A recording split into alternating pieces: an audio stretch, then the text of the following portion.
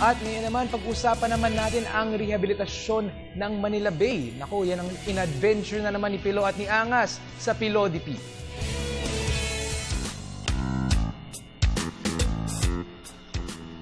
Ano yan? Lalaman eh. Ay, ikaw pala sa larin ha? Oh. Kaya nasisira yung Manila Bay dahil sa'yo. Wala ako nakukuha ang isda. Paano ko makakakuha ng isda? Eh, diyan ka sa semento nakaharap. Inyok na nga lang kinukuha ko kasi wala nang isdang makuha eh. Kaya nasisira ang Manila Bay, tapon ka ng tapon ng basura eh. Huwag ka nga tapon ng basura, sinisira mo Manila Bay eh. Ah, narinig mo yun? Dami na naman galit sa'yo. Eh, multa. Pulis ka ba? Eh, polluter ka eh. Sinisira yung Manila Bay. Multa.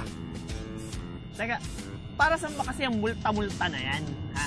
Eh kasi nga, nasa PDP yan. So huwag ka na maraming tanong. PDP? Philippine Development Plan? Di ba ito yung plano para sa sama-samang pag-asenso? Oo nga. Oh, kung hihingan mo ko ng multa, mawawalan ako ng pera.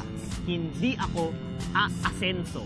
Paano na lang yung hangad ng PDP, di hindi na natupad? Awa ko sa'yo. Mabuti ba? Pwede mo sa bagong! Multa!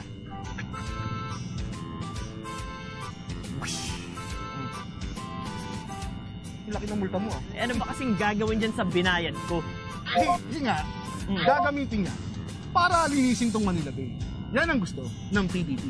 Kung ayaw mo magmulta, huwag ka magtapon ng basura. Siyempre, narinig mo. Galit talaga. Galit silang lahat. Kaya sama ka sa akin. Teka lang. Sama ka sa akin. Tuturuan kita ng leksyon. Dito mo na yan. I-park mo muna.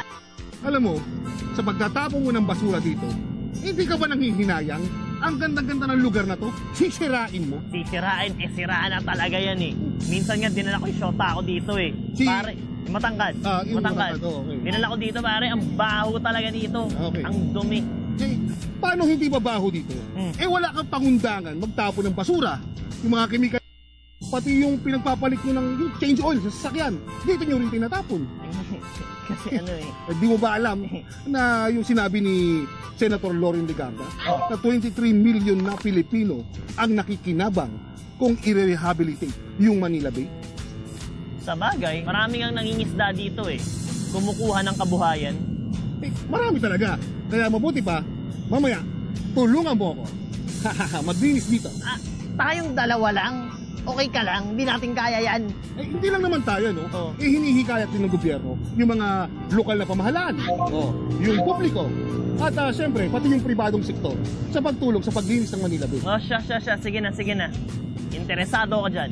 Nasa mood ako maglinis. Pero, 20 ko balik mo Huwag ka mag-aalala. Mas malaki pa yung matitipid mo kaysa sa minumulta mo ngayon kung lilinisin natin yung Manila Bay. Alam mo, may punto ka eh. Kasi nagkasakit ako dati dahil sa maduming tubig. Ang laki ng ginastos ko sa ospital. Nakita mo na. Di ba? Kung yung mga basura din mo na sa bahay, hindi mo tinatapon dito, mababawasan yung 70% ng mga plastic at packaging tape na basura. Sa bagay, alam mo, napansin ko nga kamakailan lang, kumukonti yung huli ni Itay. Kasi nga, yung basura na tinatapon nyo, sinisira yung dagat. Pati yung mga bakawan, yung mangrove forest. Mangrove forest? Ibig mong sabihin yung mga bakawan? Oo nga, yung mga bakawan, yung mga mangrove forest na yan, sa Manila Bay, nasisira. Alam ba nung 1890, nasa 54,000 hectares pa yung mga mangrove forest. Bakit ngayon? Ilan na lang ba? As of 1995, 794 hectares na lang ang natitirang mangrove dito sa Manila Bay. Sayang naman yung mga tuloy mo ubus yung bakawan, di ba? Ito pa naman yung nagsisilbing tahanan ng maraming, lamang dagat. Oo nga ang alam ko nga, nagsisilbi ang shield laban sa malakas na alon at pagtaas ng tubig. Alam mo naman pala ba't tapon ka ng tapon ng basura? Ay, kasi yung, alam mo, nakakatamad kasi maghintay sa truck ng basura alam mo, maigi pa. Bantayan mo yung mga pabrika at mga daungan na nagtatapon ng mga kemikal sa Manila Bay. Tapos isumbong mo sa mga otoridad para maparusahan. Alam mo, di bale, bababoy ako. Hihikayatin ko lahat ng friends ko na polluter din na itigil na yung paninira nila sa Manila Bay. Anyway, hindi pa lahat. Alam mo ang Manila Bay, parang cellphone lang yan Bakit? Nakakapag-text din ba yung Manila Bay?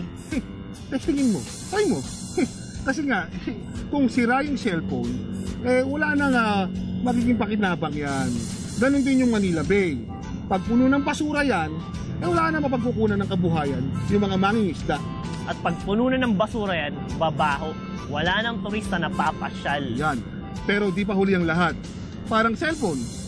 Pag nasira yan, maaari mo pang paayos. Ganon din ang Manila Bay. Ayusin mo. Sige na, lumayas ka dyan. Hinihintay ko yun. Oh, nga ka. Hinihintay ko yun. May malalaglag na uod dyan mamaya. Dali.